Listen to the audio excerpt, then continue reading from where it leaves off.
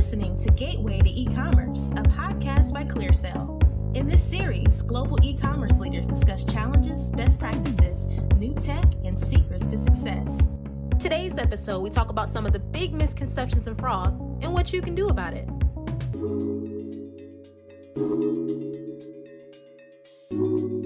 Hello, and welcome back to the Gateway to E-Commerce podcast. There are many misconceptions about what fraud is and how companies should handle it.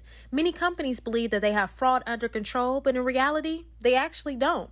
The phrase, "you don't know what you don't know," applies with unnerving precision here. There are several revenue-damaging pitfalls to the typical enterprise fraud protection approach, and these pitfalls often result in lost revenue. For example, merchants may not have as broad as the picture of fraud landscape as they should.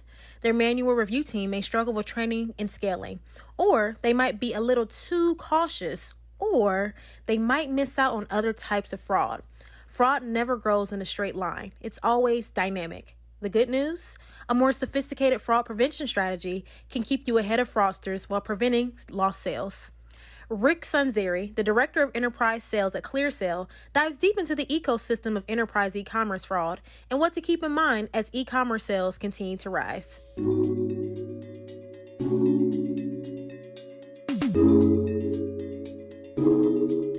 Enterprise merchants have little to no insight into fraud patterns and trends by industry, country, or other aggregators. In fact, no matter how skilled an enterprise merchant's in-house team may be, they're only going to have knowledge about their own fraud. Yes, they can make some predictions about year-to-year behaviors on peak traffic days like Black Friday, but that's still a very small part of a larger picture. Let's hear from Rick about why most companies fail at fraud protection and how ClearSale tackles it.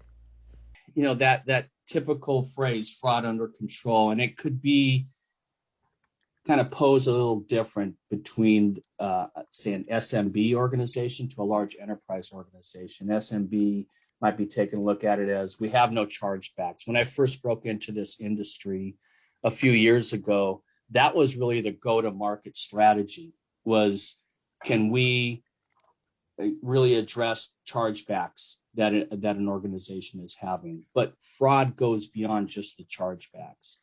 If you take a look at a larger enterprise organization, you know, they're going to a lot of times have the objection that we have fraud under control. They might have an in-house team that is pretty robust, but there's different areas of fraud and within the organization that they need to be aware of when they're saying that they have fraud under control.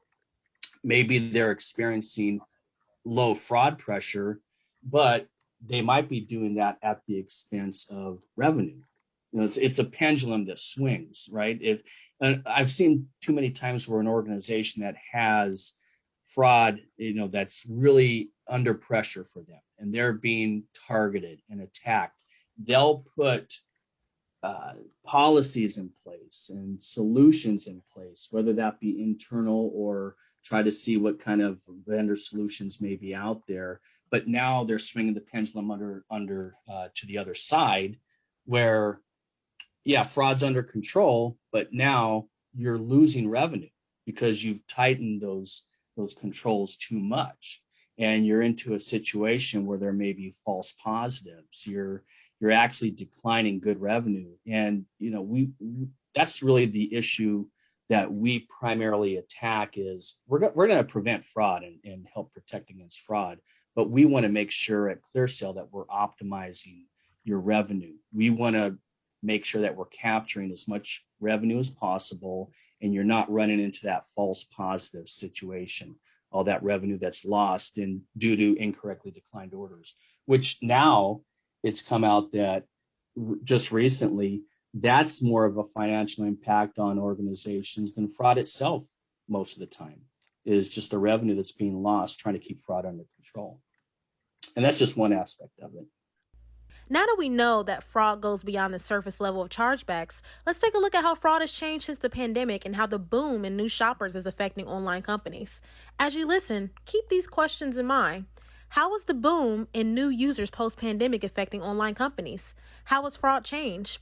Rick talks to us about how fraud is dynamic and adapts based on the pivots of the industry, including the emergence of new customer demographics and behaviors.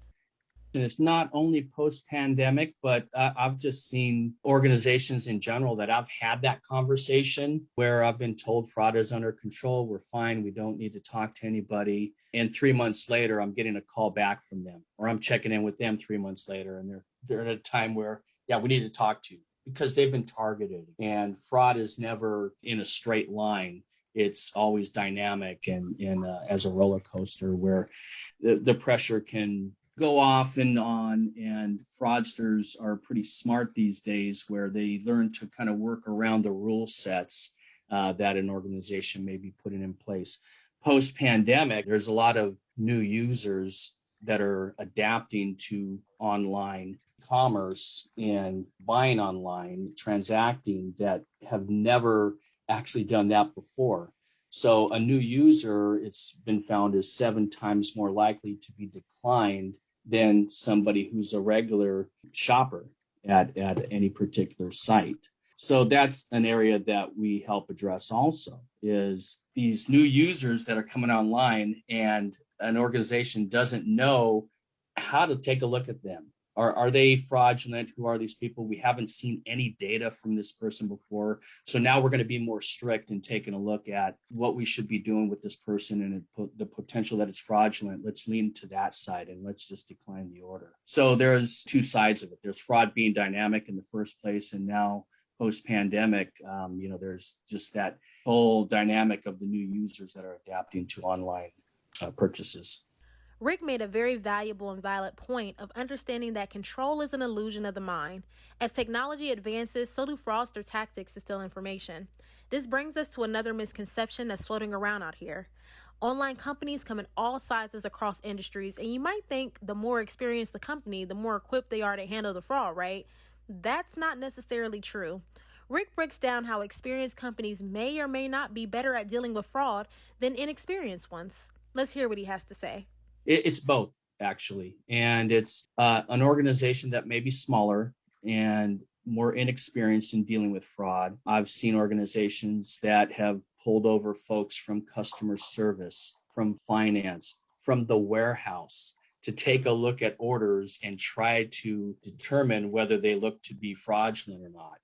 And that person and that organization just does not have the right background and training to do that. They're just taking a look at, it might just be specific data points they're taking a look at. Is there a billing shipping mismatch?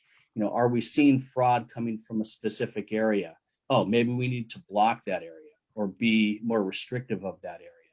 That's not always the case, right? And then you could have a larger organization where it's a little bit different scenario. They think they have fraud under control. They're more sophisticated, but at the same time, they may have fraud under control, but they've got, and they think they've got a good order acceptance rate, but maybe they have policies in place and rules and filters in place right at the processor level that are cutting out a lot of their sales right at that level of the transaction.